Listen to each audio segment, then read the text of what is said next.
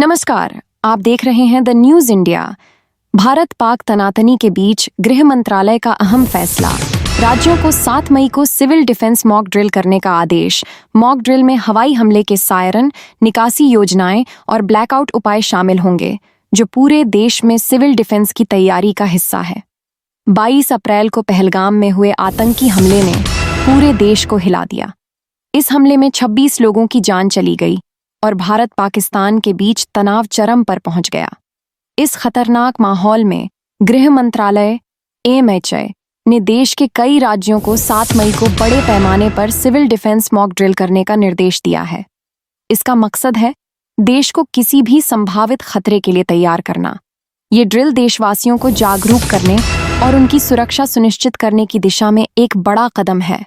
गृह मंत्रालय ने राज्यों को कई अहम निर्देश दिए हैं।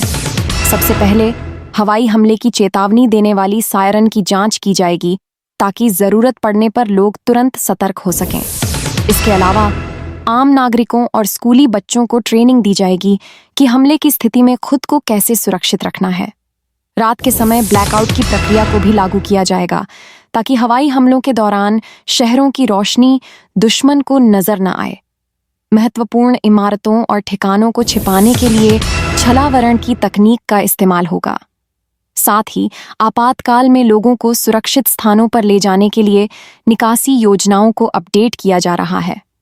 पहलगाम हमले के बाद भारत और पाकिस्तान के रिश्तों में और कड़वाहट आ गई है।